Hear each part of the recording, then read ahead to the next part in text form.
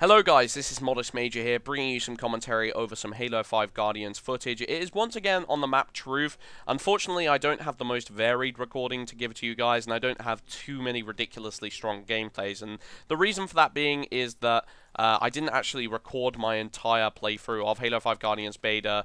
I actually ended up streaming a bunch of it, and I'll leave my Twitch link in the description. I plan to stream Halo 5 Guardians a bunch.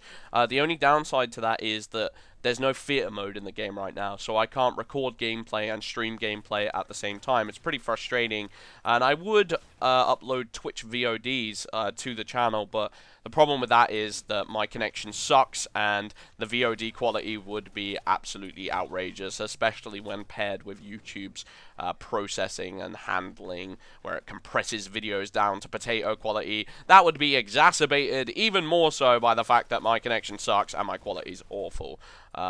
So I don't want to do that to you guys, so I'm going to be doing a mixture of streaming some days and recording some days, but I definitely hope you guys check out the Twitch link in the description and maybe give a follow, because I'm going to be answering a bunch of questions on there and streaming an absolute I was going to say a swear word, but I'm not going to. An absolute load, let's just say, for the meantime. But anyway, moving forward, today I wanted to take a different approach to my video.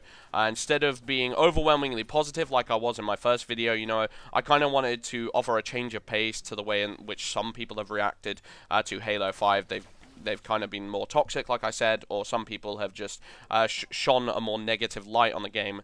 And I don't want you guys to think that I'm biased and you know, from a YouTuber's perspective, from a selfish perspective, I want Halo 5 Guardians to succeed, so therefore I'm going to tell you guys it's going to be amazing, there's nothing wrong with it, because there is most certainly stuff wrong with Halo 5.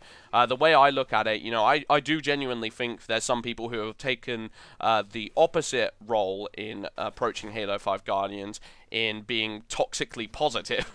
Not that that really makes much sense, but you know what I'm saying. I feel like they don't really show any negative aspects. They want to act like there's nothing wrong with this game because it furthers themselves. It's self-preservation, and that's definitely not the direction I want to take with my channel.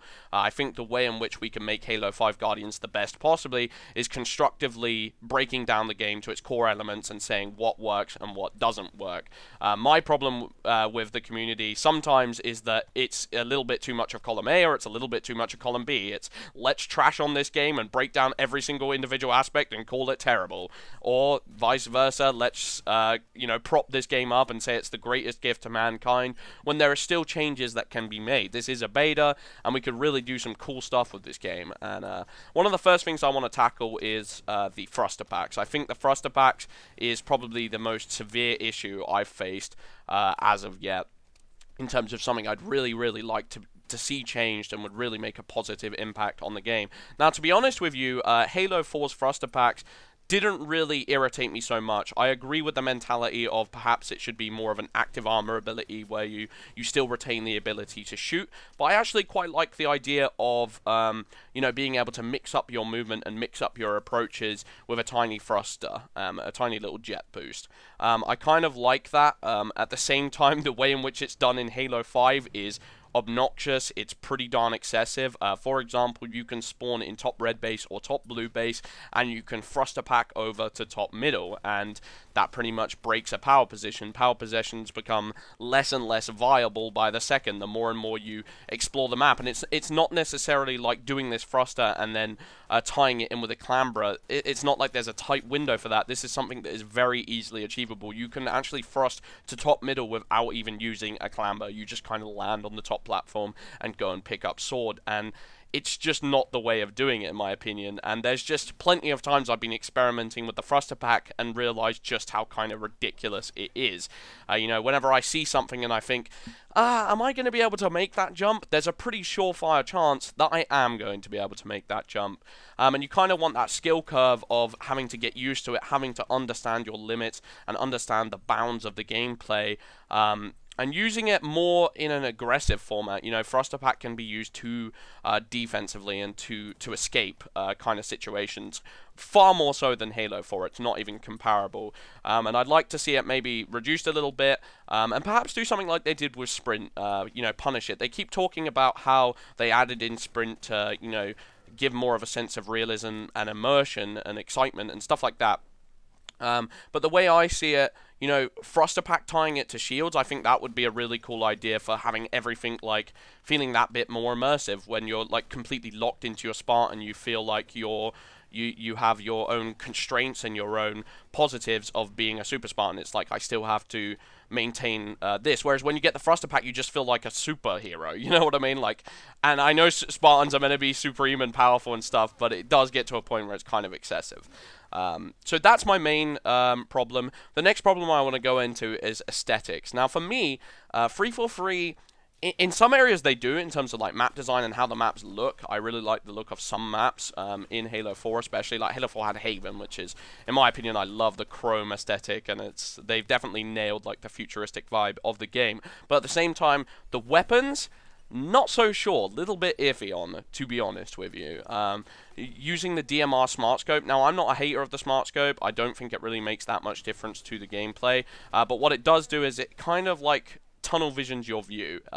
It definitely is kind of obstructive at times, and with the auto aim being as low as it is, I never really felt the need. I felt like I was hindering myself whenever I chose to zoom in. For the most part, I was usually not zooming in, and I know people were like saying that as if it was a positive of like, oh yeah, but you can do both, you can do whatever you want. Well, the fact of the matter is, you can't really do Smart Scope. There's very few situations where I feel like the Smart Scope benefits you in any way, and like I said, with the auto aim being as low as it can, having that added difficulty of, like, you know, the actual reticule being too thick and just obstructing your view is pretty frustrating. I don't necessarily mind it on the battle rifle, but I will say that the battle rifle doesn't look too pretty. It's probably the Smart Scope works the best on the battle rifle, but at the same time, visually, it doesn't really draw me in. It doesn't really feel like a weapon I feel too connected to. I'm like, it looks a bit hideous. And the pistol zoom in isn't too great either. And I love the pistol in this game. It's probably one of my favorite Halo pistols, period. Very difficult to use,